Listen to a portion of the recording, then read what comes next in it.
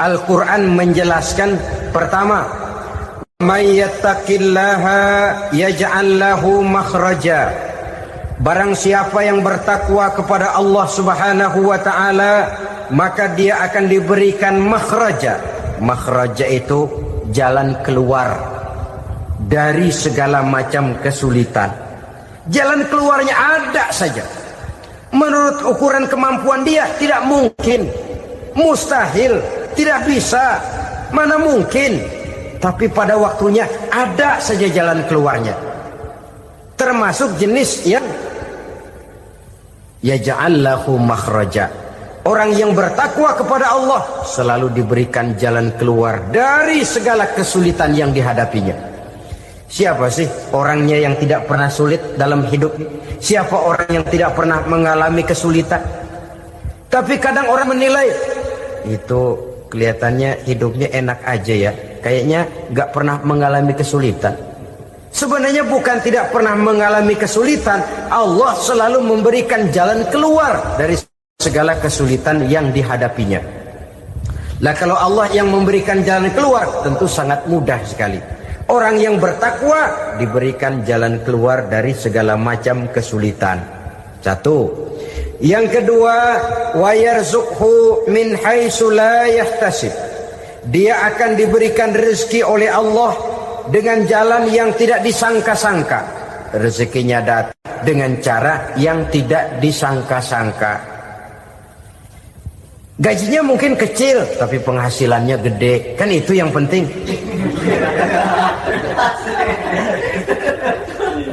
Gaji dan penghasilan kan lain tuh.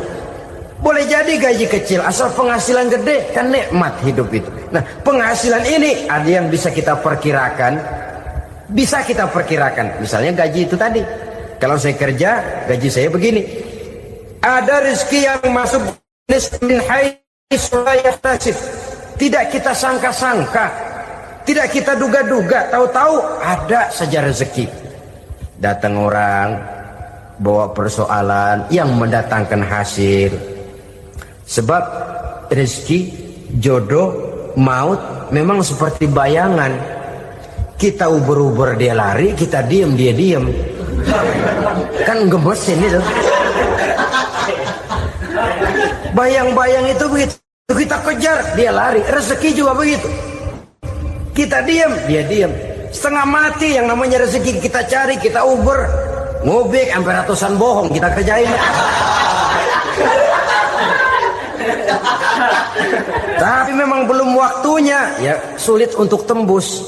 Tapi kadang-kadang giliran kita nongkrong di rumah, datang orang bawain rezeki. Itulah yang namanya rezeki. Tapi ini untuk orang yang bertakwa.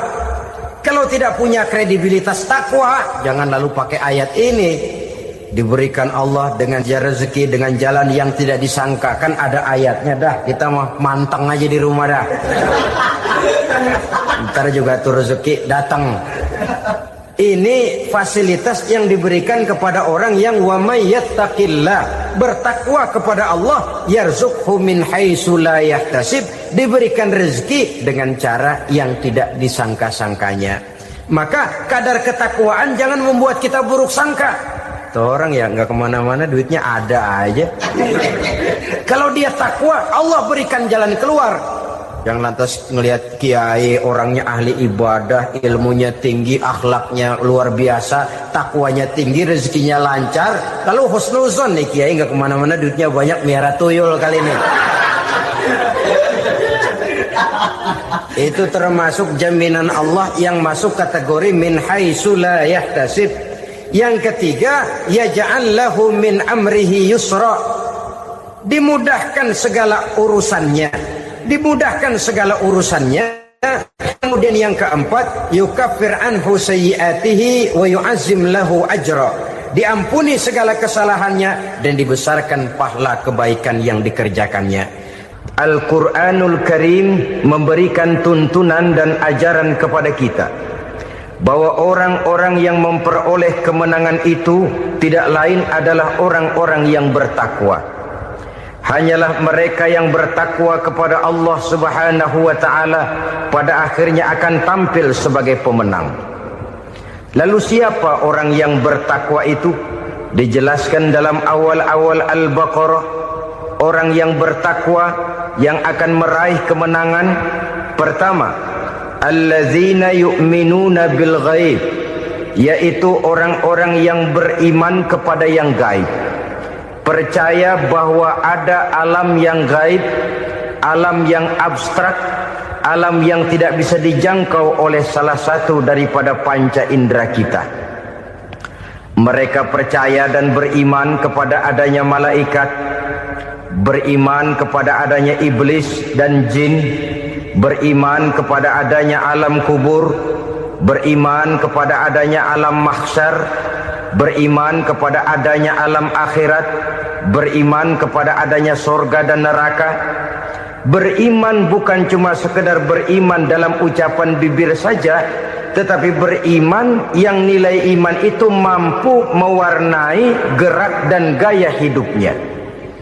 Iman yang meresap sampai ke tulang sumsum, kemudian memberikan dampak positif di dalam kehidupan manusia.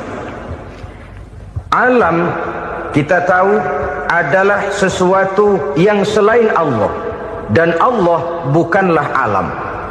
Apapun namanya selain daripada Allah, itu adalah alam. Alam pada hakikatnya terbagi menjadi dua. Ada alam syahadah, alam nyata, alam konkret, alam yang bisa dijangkau oleh salah satu indera kita. Kemudian ada alam ghaib, alam yang tidak bisa dijangkau oleh panca indera kita, alam metafisika, alam abstrak, alam yang wajib kita imani keberadaannya. Kita percaya bahwa malaikat itu ada. Kita percaya kepada jin, bahwa jin itu ada. Kita percaya kepada adanya iblis dan setan. Bukan percaya kepada iblis dan setannya, percaya bahwa iblis dan setan itu ada. Itu termasuk salah satu daripada sifat orang yang bertakwa kepada Allah.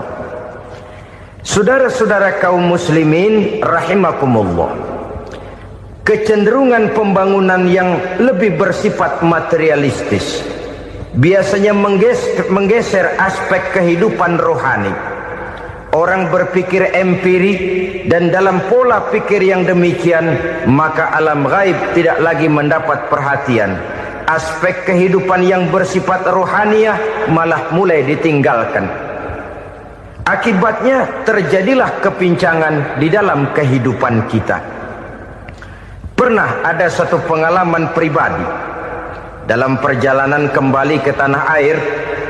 Dalam pesawat di sebelah kanan saya duduklah seorang Jerman, namanya Heiner Simonsen. Iseng saya ajak kenalan, saya ajak ngobrol, saya tanya dia.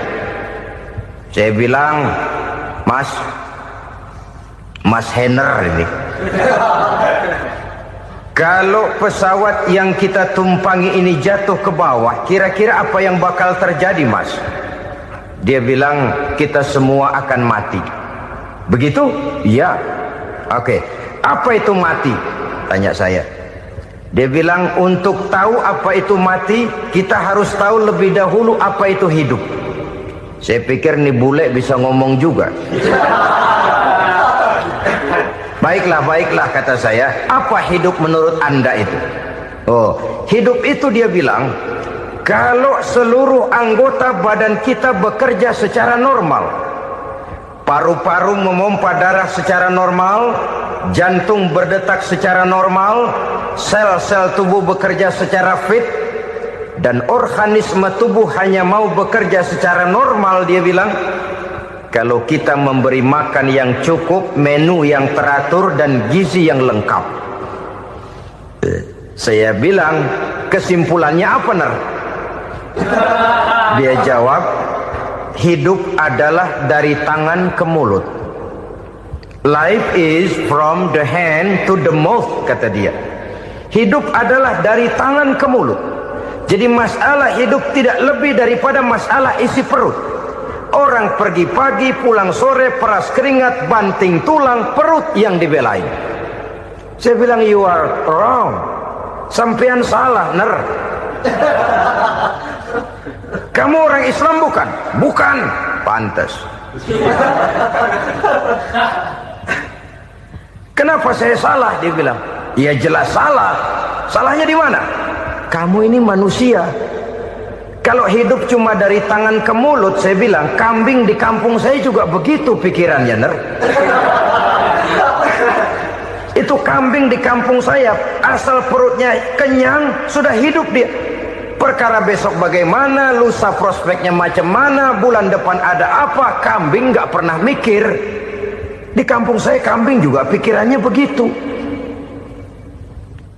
Kamu Kristen ya? Tadinya. Loh kok tadinya, lalu apa sekarang kamu ini? Dia bilang sekarang saya netral. Saya tidak beragama, tapi saya percaya kepada Tuhan sebagai pencipta alam. Saya ingat benar dia bilang, I haven't any religious, but I believe to God as the creator of the world. Kenapa bisa netral begitu, Ner? Habis saya bingung katanya. Islam bilang Islam baik, Kristen bilang Kristen baik, Hindu Buddha bilang Hindu Buddha baik, semua agama baik. Saya netral sekalian, nggak beragama. Yang penting saya percaya kepada Tuhan. Saya bilang, Ner, kamu ini kayak orang mau beli celana, lalu bingung.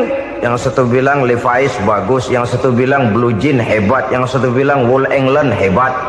Celana ini hebat, celana itu bagus, celana ini hebat. Semua celana bagus, kamu bingung. Akhirnya netral, tidak pakai celana. Itu juga salah. Saya pikir-pikir, kemudian saya melihat bahwa dua pola berpikir Henner ini nampaknya sudah mulai menggejala di lingkungan masyarakat bangsa kita. Disadari atau tidak, secara jujur kita harus berkata, dua pola pemikiran Henner ini mulai berkembang di tengah masyarakat bangsa kita. Pertama, pola pikir materialisme. Hidup adalah dari tangan ke mulut. Masalah hidup tidak lebih masalah isi perut. Itu yang perlu dibela, dan disitulah arti kehidupan. Pergi pagi, pulang sore, peras keringat, banting tulang untuk mempertahankan perut. Kalau sudah kemari cara orang berpikir, maka buat apa percaya kepada yang gaib? Untuk apa sholat? Untuk apa puasa? Untuk apa zakat? Untuk apa menghadiri majelis taklim? Tanpa kepercayaan kepada yang gaib, hidup berjalan menurut alur empiris dan materialis. Kalau sudah ke sana cara orang berpikir, biasanya orang lalu cenderung menghalalkan segala cara. Hanyalah orang yang percaya bahwa akhirat ada. Hanyalah orang yang percaya bahwa alam kubur itu ada. Hanyalah orang yang percaya bahwa malaikat itu ada, hidupnya akan lebih terarah dan terkendali. Karena kepercayaan kepada yang gaib, yang merupakan fase daripada kehidupan setelah hidup yang sekarang ini, mewarnai gerak pribadi seseorang di dalam dia melakukan kegiatan hidupnya. Pola berpikir materialisme, disadari atau tidak, mulai menggejala di lingkungan masyarakat bangsa kita. Hidup tidak lebih dari urusan tangan ke mulut, mulut ke tangan, tangan ke mulut. Asal perut sudah kenyang, hiduplah sudah. Perkara bagaimana prospek hari yang akan datang, bagaimana akhirat, tidak jadi persoalan. Ini yang oleh Nabi diperingatkan, ad-dunya sijnul mu'min wa jannatul kafir. Dunia adalah penjara bagi orang beriman dan surga bagi orang kafir. Dulu di zaman Belanda hadis ini pernah disalah tafsirkan, disalah artikan, digunakan sebagai senjata untuk mengkebiri dan membuat impoten umat Islam. Sudahlah, umat Islam gak usah macam-macam, kata Belanda. Dunia ini kan penjara buat orang Islam, surga buat orang kafir. Di penjara jangan bertingkah.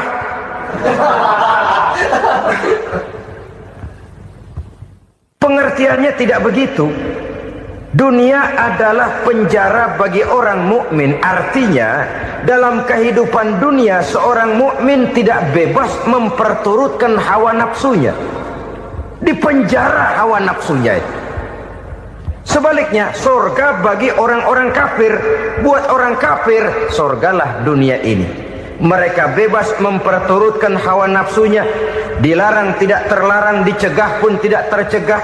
Mereka hidup menurut alur bisikan nafsu mereka sendiri.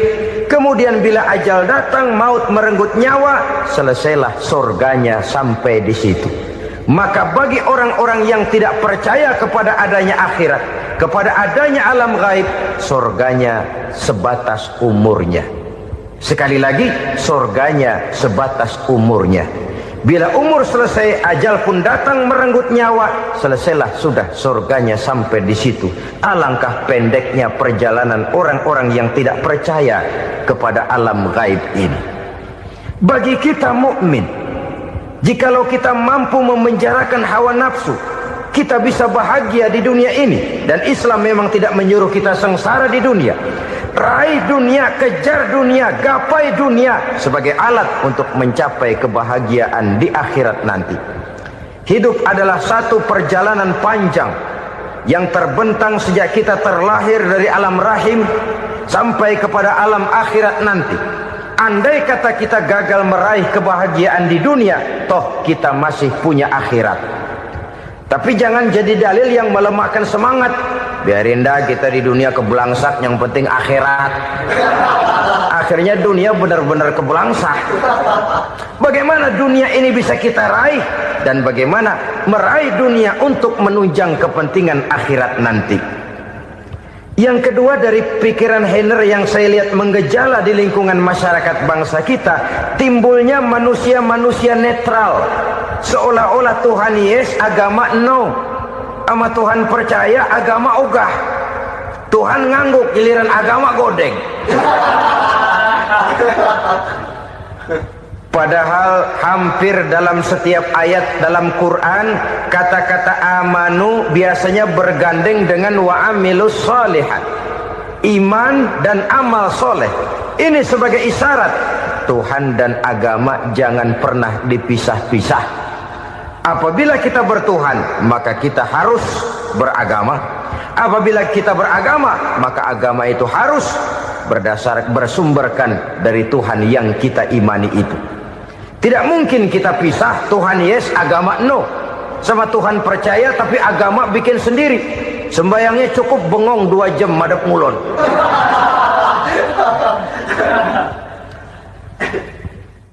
Saudara-saudara kaum muslimin rahimakumullah.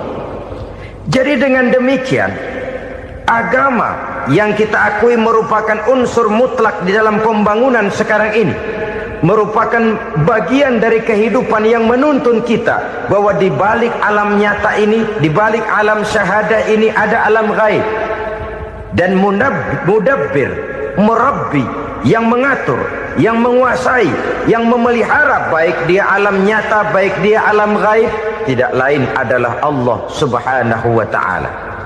Di sana ada satu super power, satu maha kekuatan yang kita perlu bersandar kepadanya.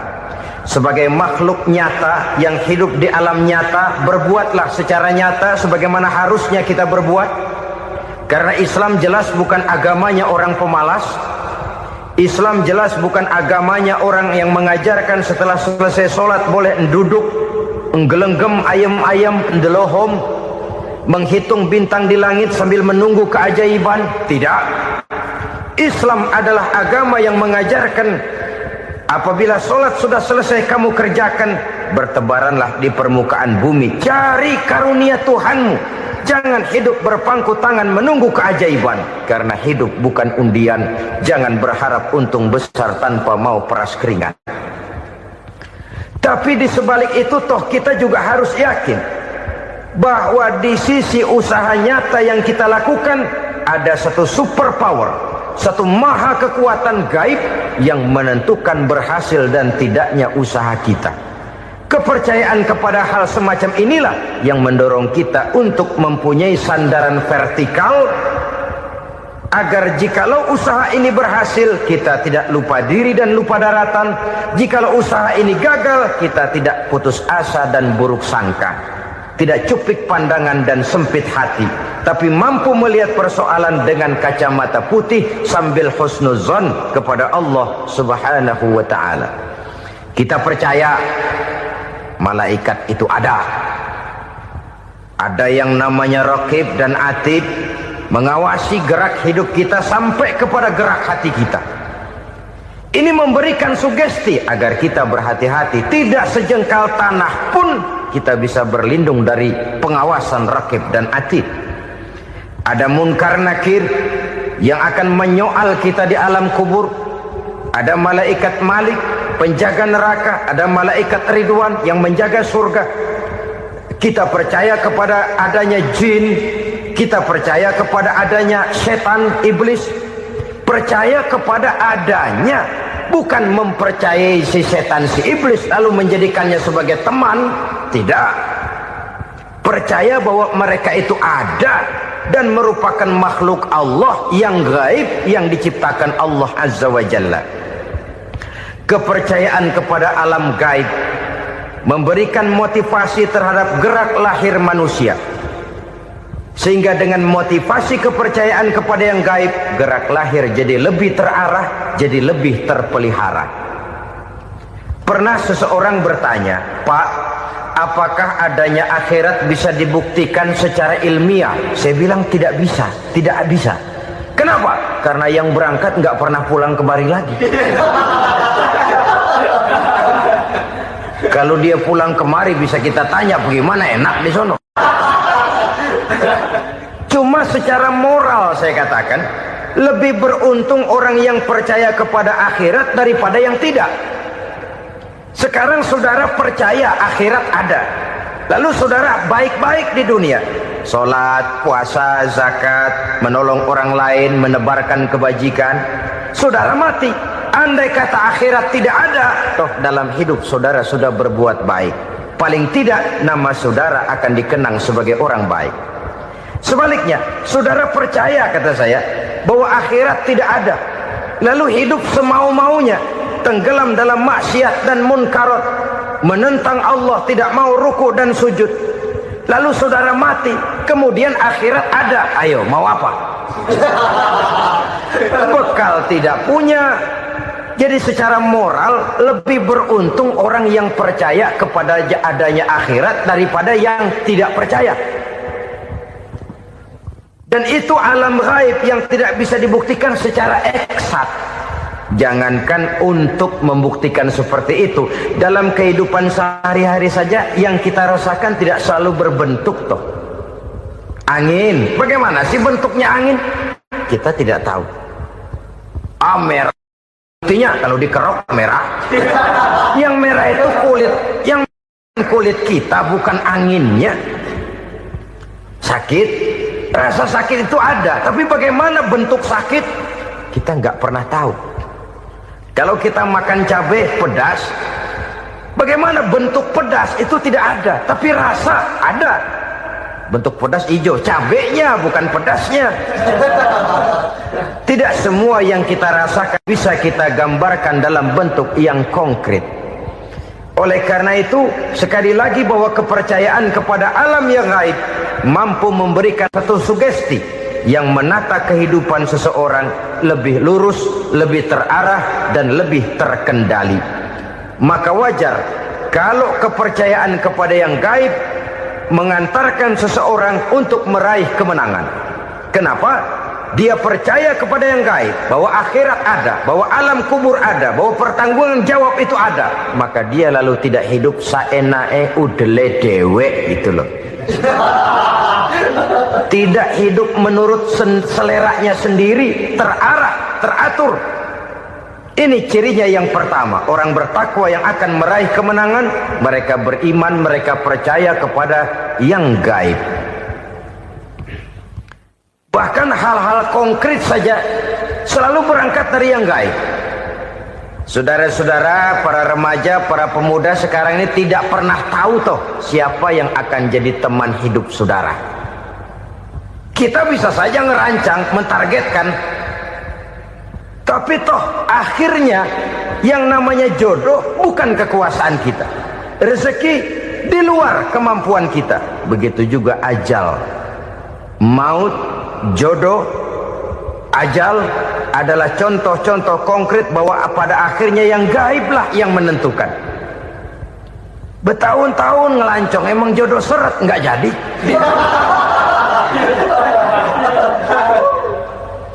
begitu kenal baru setengah malam nginep ditangkap hansip.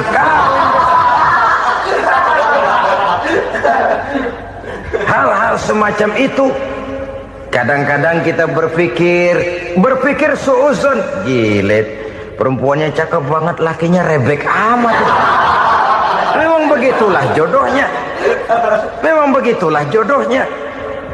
Saudara hadirin ma'asyiral muslimin yang saya hormati, jadi hal-hal yang konkret saja kita yakini sepenuhnya ditentukan oleh satu superpower yang gaib itu tadi. Dari sanalah segala ketentuan itu berangkat dan kesanalah segalanya akan kembali. Maka kepercayaan kepada yang gaib meluruskan gerak hidup seseorang dan itu akan mengantarkan dia kepada meraih kemenangan. Satu. Yang kedua, wa yuqimuna shalah. Orang bertakwa yang akan meraih kemenangan itu adalah orang-orang yang mendirikan sholat. Kenapa sholat mengantarkan orang untuk meraih kemenangan? Yang jelas, inna sholata tanha anil fahsya'i wal munkar. Sholat mampu mencegah manusia dari perbuatan keji dan munkar. Banyak filsafat hidup yang terkandung di dalam sholat ini. Sejak kita wudhu sampai kita menghadap ke arah kiblat, sampai kita melakukan gerak-gerak sholat, bacaan-bacaan yang ada di dalam sholat, lalu sampai kepada mengucapkan salam. Banyak filsafat hidup yang terkandung di dalam sholat. Umpamanya saja, setelah takbiratul ihram mulai kita dengan sholat dalam posisi berdiri, diajarkan dalam kitab-kitab fikih agar kita melihat ke arah tempat sujud. Ini kan filsafat kehidupan. Kalau kamu sholat dalam posisi berdiri, lihat tempat sujud. Jangan sholat mata jelalatan, sebab nanti bisa mengurangi kekhusyuan. Jadi wajar kalau yang dikatakan bahwa yang paling afdol adalah shaf yang di depan. Kenapa? Secara harfiah pengertiannya akan lebih mengundang kekhusyuan. Kenapa? Kalau kita di shaf paling depan di masjid umpamanya paling banter kita lihat tembok. Tapi kalau kita shaf di tengah atau di belakang, orang-orang di depan kita pun akan kelihatan. Yang bajunya loreng, yang bajunya genggang, yang bajunya macam-macam. Kita lihat, kadang-kadang kita pikirin, ada yang bajunya bolong. Kita sholat tapi dalam hati, nih orang bajunya robek yang nggak tahu apa. Ada saja hal-hal yang mengusik kekhusyuan kita. Oleh sebab itu diajarkan dalam posisi berdiri, lihat, arahkan pandangan matamu kepada tempat sujud. Ini kan filsafat kehidupan. Maksudnya apa? Kalau lagi diri lihat dong tempat sujud. Kalau udah di atas ingat dong sama yang bawah. Kalau sudah tinggi ingat dong dari mana kamu berangkat. Kalau sudah berkuasa bantu dong yang lemah. Kalau sudah kaya santuni dong yang miskin. Kalau sudah alim bimbing dong yang awam. Ini filsafat kehidupan. Dalam posisi berdiri kau lihat tempat sujud. Ini akan melahirkan kepekaan sosial di mana seseorang mau tahu kepada orang lainnya. Bagaimanapun kaya kita, tinggi pangkat dan jabatan kita, jikalau hidup hanya untuk kepentingan perut sendiri saja, rasanya belum membawa manfaat di dalam kehidupan kita. Tapi efek yang tertinggi sesungguhnya, sholat mencegah manusia dari perbuatan keji dan munkar. Perbuatan keji dan munkar walaupun kelihatannya mendatangkan uang, membawa keuntungan, tapi itu keuntungan semu, keuntungan sementara. Dengan menipu orang lain kita bisa dapat untung, tapi tidak membawa berkah. Dan itu adalah kerugian besar dalam kehidupan kita. Maka untuk meraih kemenangan harus dimulai dengan membentuk kepribadian yang tegar, memiliki sandaran vertikal yang langsung kepada Allah Subhanahu wa ta'ala. Dan itu hanya bisa kita tempuh melalui jalur ibadah formal yang sudah ditentukan Allah, yakni sholat yang 5 waktu.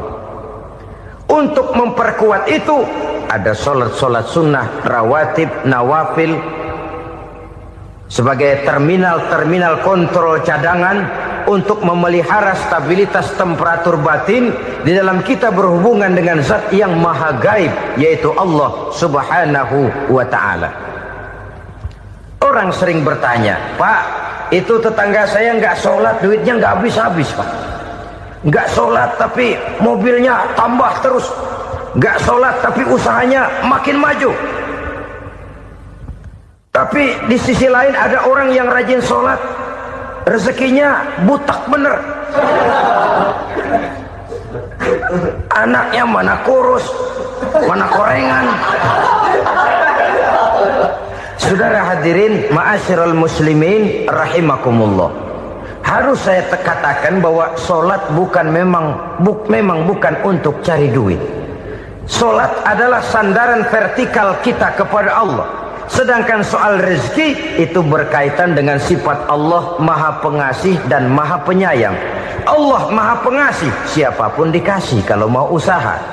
Allah Maha Penyayang, tidak semua orang disayang oleh Allah Azza wa Jalla. Dan belum tentu banyak harta itu merupakan nikmat. Mungkin juga istidraj. Artinya istidraj itu dikasih tapi diambulin, kalau bahasa Betawinya itu. Dikasih tapi diambulin, itu bukan merupakan nikmat sesungguhnya, lebih merupakan azab dari Allah Subhanahu wa ta'ala.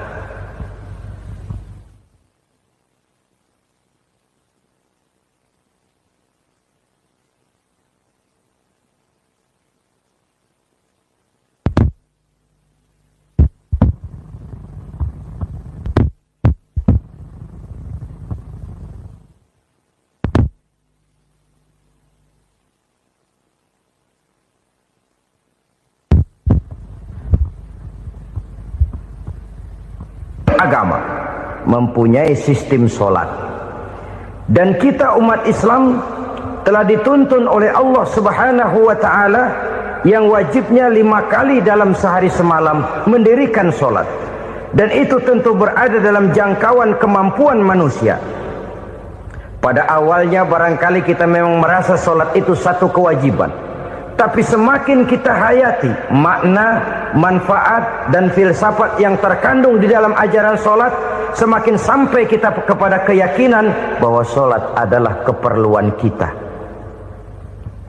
Sehingga pada waktu tertentu dinilai puncaknya, kita tidak lagi akan berkata saya wajib sholat, tapi kita akan berkata saya perlu sholat. Kalau kita sudah merasakan itu adalah keperluan kita, nah di sanalah kita baru akan merasakan ruginya kalau hal itu tidak kita laksanakan. Sepanjang kita masih berkata saya wajib sholat, kita akan lebih merasakan dia sebagai beban ketimbang sebagai keperluan. Yang jelas Allah tidak memerlukan ibadah yang kita laksanakan ini. Dengan kata lain, andai kata satu dunia penuh ini orang tidak ada yang sholat satu pun, Allah tidak akan turun dari jabatan Tuhan. Jangan lalu berpikir kalau kita ngambek se-RW kagak sembahyang Tuhan tekor kali ini ya. Tentu tidak. Itu perlunya kita, bukan perlunya Allah. Dan pada induknya kita akan berkata saya perlu agama. Kalau secara induk kita sudah memerlukan agama, maka konsep-konsep yang ada di dalam ajaran agama itu pun adalah juga merupakan keperluan kita. Baik dia bernama sholat, baik dia bernama puasa, baik dia bernama zakat, baik dia bernama haji, seluruhnya adalah keperluan kita. Dan sesuatu yang kita perlukan apabila tidak kita laksanakan akan melahirkan kerugian di dalam kehidupan. Jangan heran kalau kita membaca riwayat perjalanan hidup para salafus soleh, orang-orang soleh. Ada yang tahajud sampai 100 rakaat, ada yang sholat malam kakinya sampai bengkak. Kita sekalinya bengkak biri-biri. Ada yang sholat membaca surah dalam Al-Quran sampai khotam Quran. Kok mau?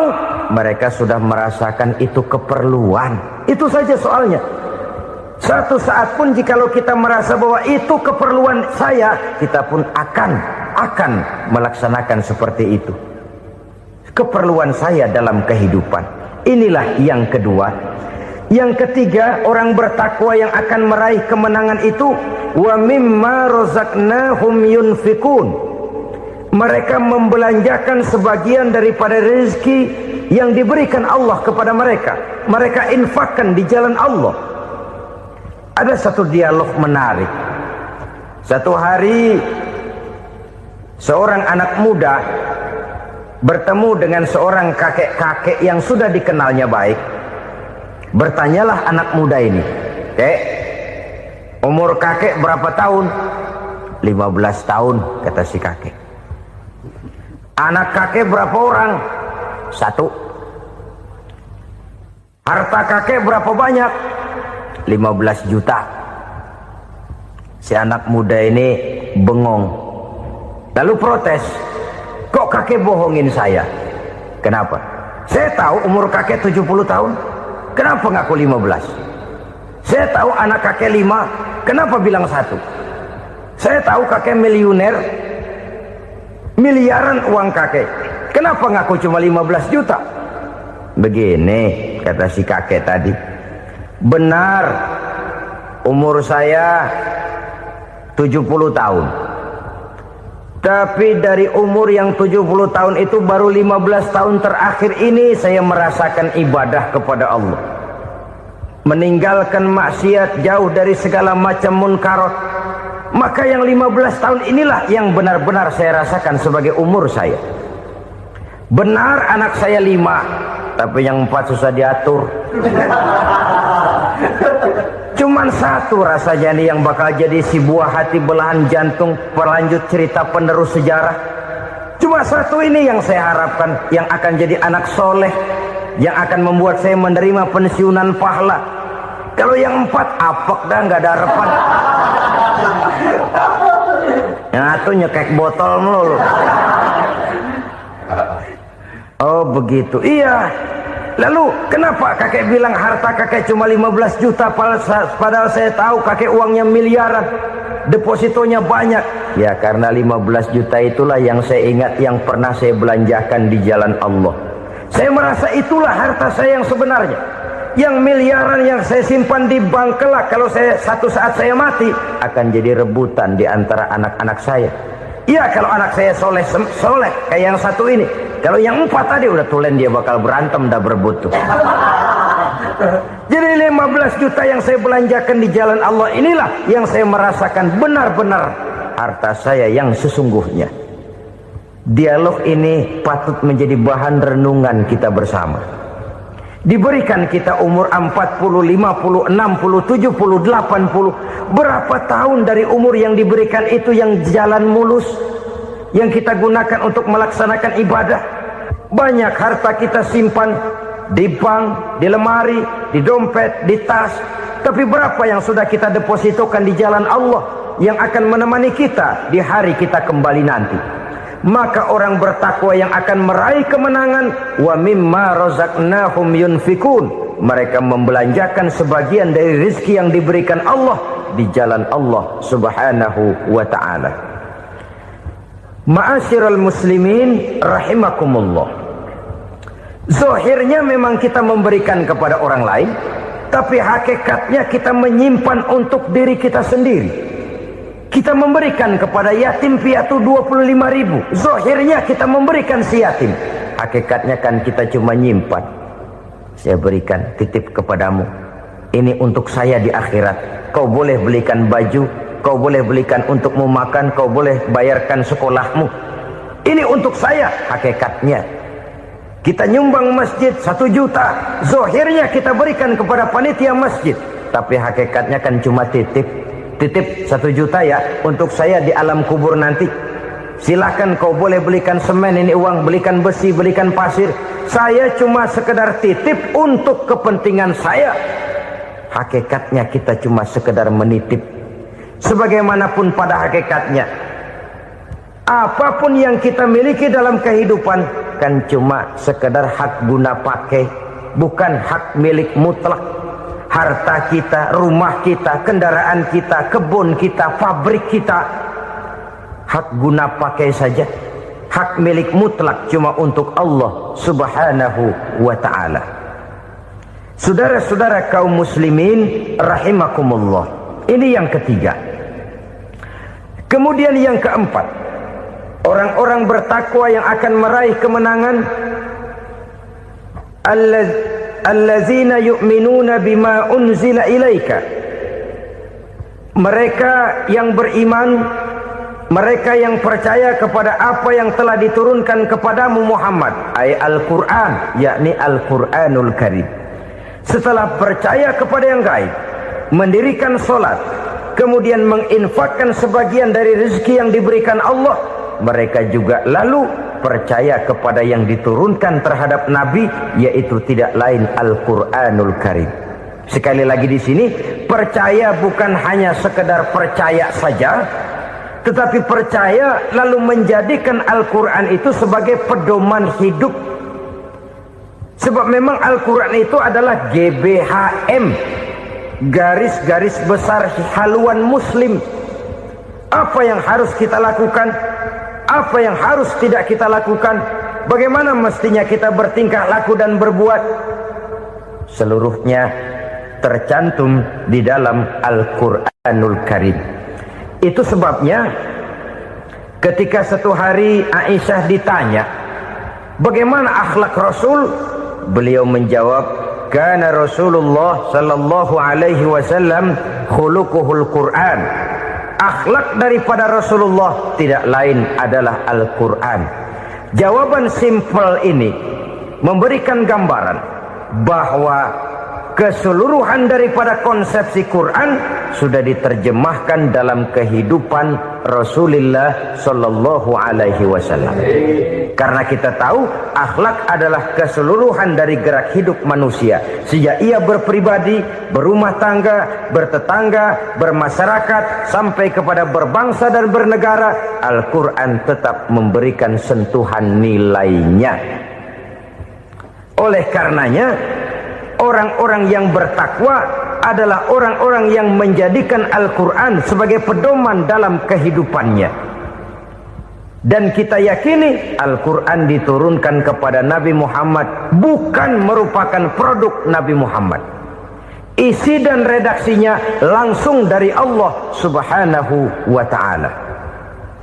Kemudian cirinya yang kelima, orang bertakwa yang akan meraih kemenangan itu, wa ma unzila min qablika.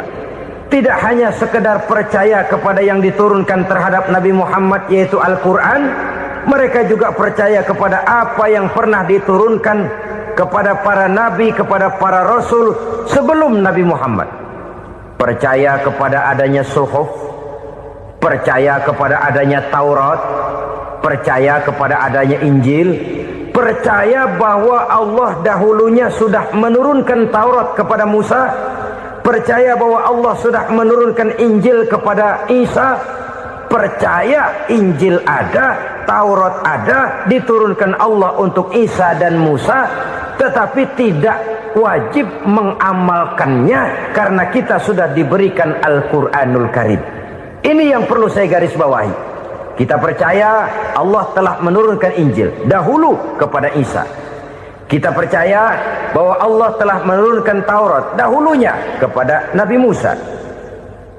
Kadang-kadang ini dijadikan dalih, dikacaukan pengertiannya. Quran saja mengajarkan bahwa orang yang bertakwa harus percaya kepada Injil, maka pakailah Injil. Apalagi kalau ayat sebelumnya ditilap, dihapus, dihilangkan, Injilnya yang ditekankan, maka akan terjadilah penekanan yang salah arah. Karena salah arah akhirnya bisa merusak dan menghancurkan akidah. Ketika Rasul suatu saat pernah ditanya orang, "Ya Rasul, bagaimana sikap kita sebagai muslim terhadap Injil yang ada sekarang?"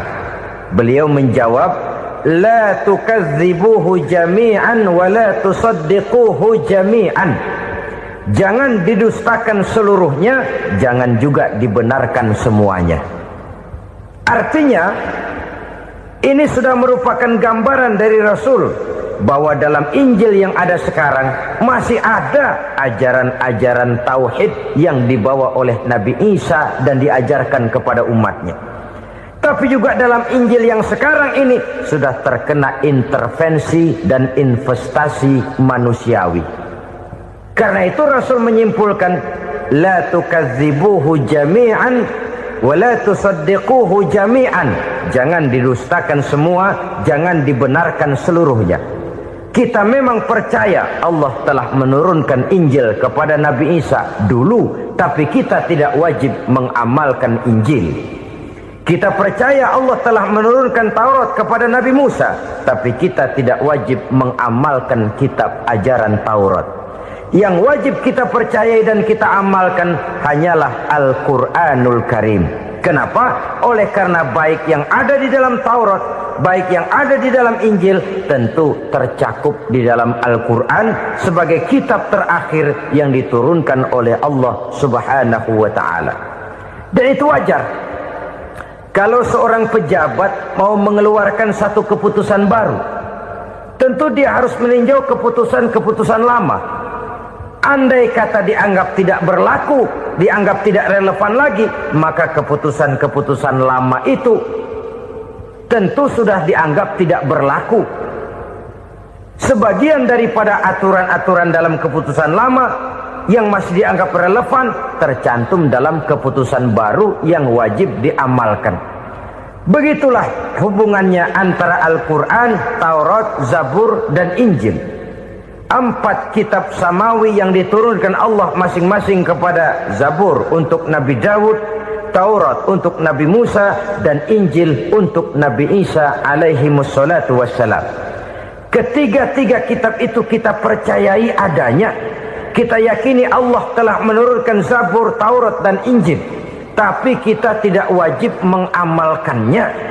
Yang wajib kita mengamalkannya sekarang ini tidak lain hanyalah Al-Quranul Karim saja, karena ia mencakup apa yang ada di dalam Zabur, apa yang ada di dalam Taurat, dan apa yang ada di dalam Injil. Keotentikannya bisa dipertanggungjawabkan. Ya, tapi kan Nabi Muhammad sudah mati 14 abad yang lalu, dan di zaman beliau Al-Quran kan belum dikodifikasikan, belum ditulis. Bagaimana keotentikannya bisa dipertanggungjawabkan? Mudah saja. Allah berjanji, inna nahnu nazzalna dzikra wa inna lahu lahafizun. Kami yang menurunkan Al-Quran dan kami yang akan menjaga dan memeliharanya. Allah turunkan Quran, Allah menjaganya. Bagaimana cara Allah menjaga Al-Quran itu? Banyaknya orang-orang yang hafaz Al-Quran.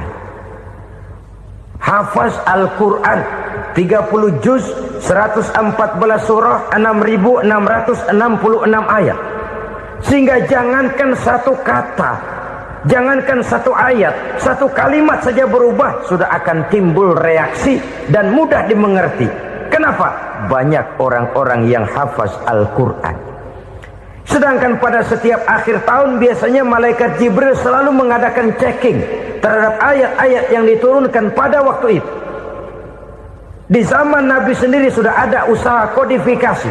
Dan yang lebih luar biasa lagi, sampai hari ini tidak seorang pun mampu membuat satu ayat saja semacam Al-Quran. Ke bahasa manapun dia diterjemahkan, naskah aslinya tetap ikut, rujukan dasarnya tetap ada. Berdasarkan itu, maka tidak mungkin terjadi penyelewengan terhadap atau pemalsuan terhadap ayat-ayat Al-Quranul Karim. Kesuciannya, keotentikannya, kemurniannya bisa dipertanggungjawabkan. Ma'asyiral muslimin rahimakumullah. Oleh karenanya, konsepsi dasar daripada ajaran Islam ini memang tidak lain adalah Al-Quran dan Sunnah. Isi daripada agama Islam yang merupakan iman, Islam, dan ihsan, konsepsi dasarnya tidak lain adalah Al-Quran dan Sunnah Rasulullah Sallallahu Alaihi Wasallam. Maka yang kita perlukan sekarang ini adalah terjemahan Al-Quran di dalam kehidupan kita. Dengan demikian, maka gaya kehidupan yang lebih Qurani itulah yang kita dambakan. Kita perlu memang terjemahan Quran dalam bahasa Inggris, dalam bahasa Belanda, dalam bahasa Jepang, tapi yang lebih kita perlukan adalah terjemahan Quran di dalam kehidupan kita. Konsekuen, tidak memanipulasi, ringan sama kita jinjing, berat sama kita pikul. Jangan kalau lempengan ayat Quran tuh kira-kira enak diamalin, keras teriakan kita. Giliran kira-kira ayat Quran itu mukul kepala kita sendiri, diam kita. Itu ciri yang pernah disindir Allah dalam awal-awal Baqarah juga. Ciri beragamanya orang yang munafik. Kullama adha'a lahum masyawfi, kata Allah. Wa iza azlama alaihim qamu. Apabila terang mereka jalan, apabila gelap mereka berhenti. Artinya, kalau kira-kira di Islam nguntungin, rame-rame pada teriak Islam. Tapi ketika diminta untuk berjuang, ketika dituntut untuk berkorban, rame-rame mengundurkan diri. Nasib agama tidak ubahnya seperti daun pisang yang dikait orang di tepi jalan lantaran tak berpayung di ketika hari hujan. Manakala hujan usailah sudah, daun itu pun dicampakkan di tepi jalan, diinjak pula orang nan lalu. Artinya, orang menjadikan agama cuma sebagai lipstick, decoration only, tidak konsekuen. Hanya pada saat-saat kelihatannya Islam membawa keuntungan, rame-rame orang teriak-teriak tentang Islam. Tapi jikalau diminta berjuang, jikalau dituntut untuk berkorban, biasanya rame-rame juga mengundurkan diri. Jangan heran kalau mayoritas hitungan kita, tapi minoritas peranan kita. Kuantitas kita dalam jumlah, tapi dalam kualitas kita lebih sering jadi penonton daripada jadi pemain. Padahal itu sangat tidak boleh terjadi. Umat Islam di Indonesia harus bangkit. Umat Islam di Indonesia harus sadar akan keberadaannya. Tidak boleh hanya jadi penonton berpangku tangan. Karena memang agama kita juga mengajarkan untuk konsekuen di dalam menjabarkan ajaran-ajaran daripada agama kita.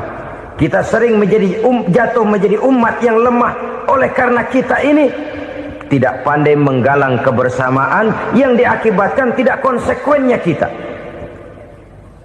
Diistilahkan bahwa umat Islam di dalam menggalang kebersamaannya itu harus seperti orang main sepak bola. Saudara-saudara kan tahu orang main sepak bola itu. Orang main sepak bola, kalau pertandingan belum dimulai sih silakan saja kumpul di luar lapangan, atur strategi yang baik. Tapi kalau pertandingan sudah dimulai, turun ke lapangan hijau, jangan kumpul terus. Ada sepak bola gotong royong, mundur-mundur rame-rame, depan ke depan kumpul melulu mainnya. Kalah. Orang main sepak bola itu ya harus ada penyerang tengah, harus ada penjaga gawang, harus ada strikernya, harus ada kiri luarnya, kanan dalamnya yang jadi backnya. Posisi boleh bermacam-macam, tapi yang penting saling ngoper untuk menggolkan gawang lawan. Begitulah umat Islam ini. Boleh ada yang jadi pejabat, boleh ada yang jadi pengusaha, boleh ada yang jadi petani, silakan ada yang jadi seniman, ada yang jadi penyair, ada yang jadi artis sekalipun. Tapi kalau sudah berhasil menguasai bola, jangan lupa operannya. Operan itu yang langka. Kita ini muslim kadang-kadang kalau sudah memegang menguasai bola, kalau belum mau mampus, belum mau ngoper. Nanti kalau sudah nggak punya bola, baru mau ngoper.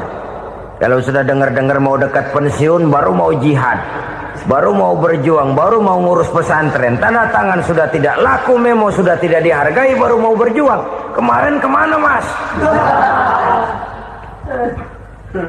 Kita tidak pandai memanfaatkan posisi. Dengan kata lain, kalau kembali kepada persoalan kita, konsekuensi kita terhadap agama yang kita anut ini belum ideal.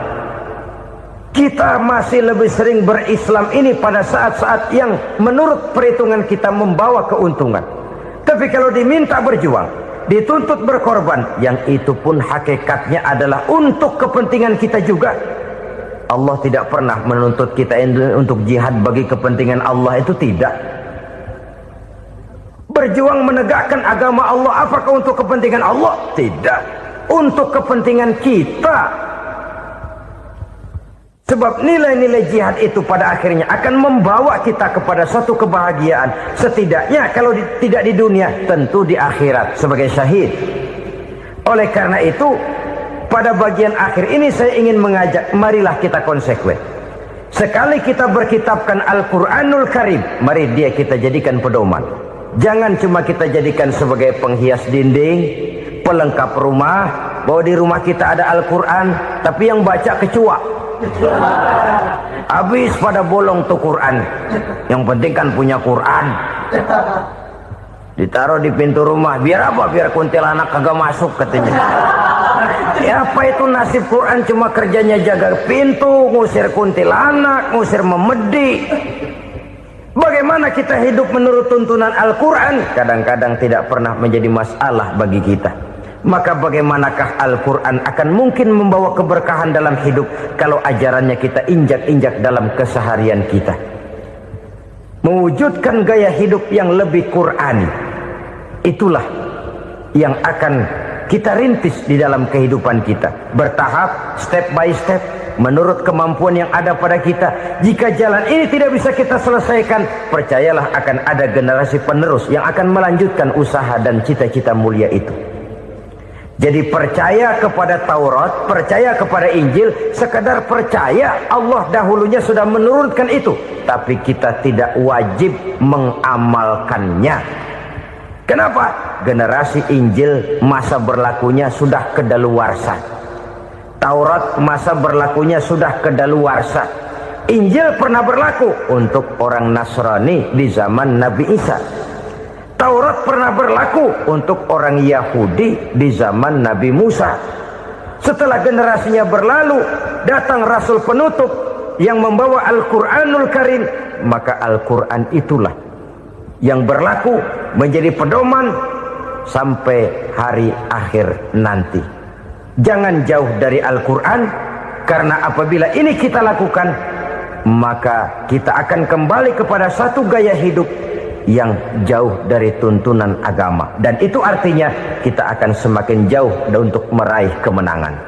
Saudara-saudara kaum muslimin rahimakumullah, yang keenam, yang terakhir, orang-orang bertakwa yang akan meraih kemenangan itu wabil akhirati hum yuqinun. Mereka percaya, mereka yakin seyakin-yakinnya akan adanya hari akhir, di mana seseorang akan mempertanggungjawabkan seluruh perbuatannya di dalam hidup ini. Dan tidak ada satu perbuatan yang bagaimana kecilnya sekalipun, yang tersembunyi dalam pandangan manusia, yang tidak akan dibukakan persoalannya di mahkamah Qadi Rabbul Jalil di akhirat nanti. Itulah sebabnya maka percaya kepada akhirat disebut secara khusus. Padahal di awal tadi sudah dijelaskan yu'minuna bil ghaib, percaya kepada alam gaib, dan alam gaib ini termasuk akhirat. Kenapa pada bagian akhir disebut lagi akhirat? Karena ternyata bahwa kepercayaan kepada adanya akhirat merupakan induk dari kepercayaan terhadap adanya malaikat, setan, jin, dan lain sebagainya, dan akan lebih memberikan sugesti dalam kehidupan manusia untuk meluruskan gerak hidupnya. Jikalau satu saat tergerak hati akan berbuat kejahatan, ingin mencuri, sadarlah, awas ada akhirat.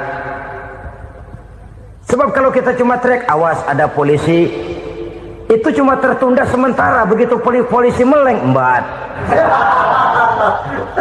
Kalau kita ingin berbuat jahat cuma berteriak awas ada hansip, cuma sementara ketika hansip itu ada. Tapi kalau ceritanya awas ada akhirat, mau menyeleweng awas ada akhirat, mau berjudi awas ada akhirat, mau mencuri awas ada akhirat. Keyakinan yang akan meluruskan gerak hidup manusia sehingga gerak itu jadi lebih terarah dan terkontrol, tidak merugikan baik diri sendiri, lebih-lebih orang lain. Ternyata bahwa kepercayaan kepadanya adanya hari akhirat sanggup menjadi sumber daya kontrol dari kehidupan manusia, sehingga ia tidak terjebak dalam perbuatan maksiat dan munkarat.